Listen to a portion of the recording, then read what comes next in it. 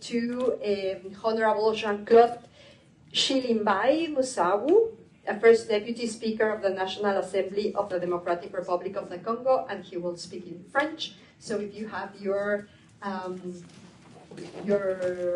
equipment ready, vous avez la parole. Merci.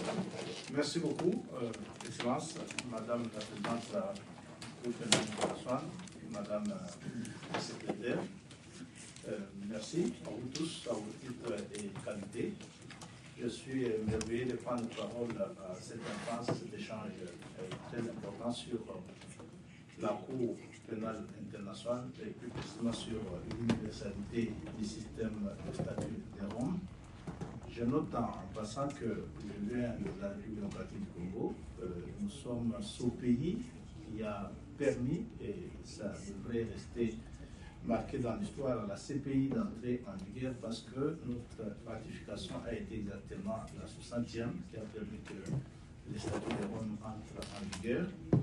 Nous sommes en même temps ce pays qui a une grande expérience de la nécessité d'avoir une cour comme celle-ci parce que depuis la fin de la Deuxième Guerre mondiale, si le concept de crime peut être utilisé avec sa compréhension globale, c'est l'expérience à tirer de la République démocratique du Congo parce que ces 20 dernières années, nous avons connu plus de 10 millions de morts, de personnes assassinées dans les crimes les plus odieux qui n'ont pas été vécus nulle part au monde. Nous avons chaque jour qui passe des milliers de femmes violées, des enfants maltraités dans les camps.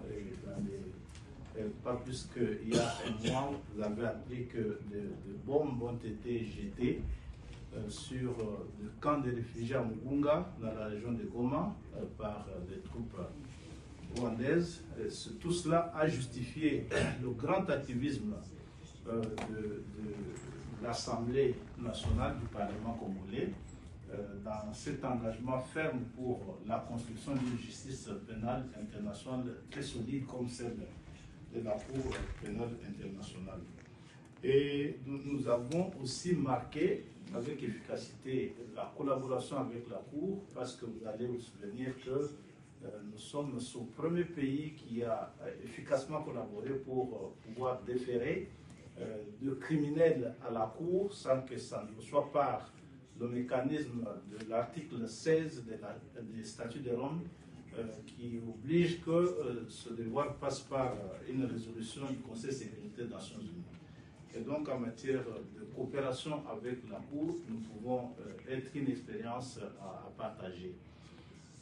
Après la ratification, nous avons, c'est vrai qu'il n'y a pas une loi en tant que telle de mise en œuvre des statuts de Rome, mais nous avons vidé cette question par des amendements très importants à notre législation, entre autres la loi numéro 15/023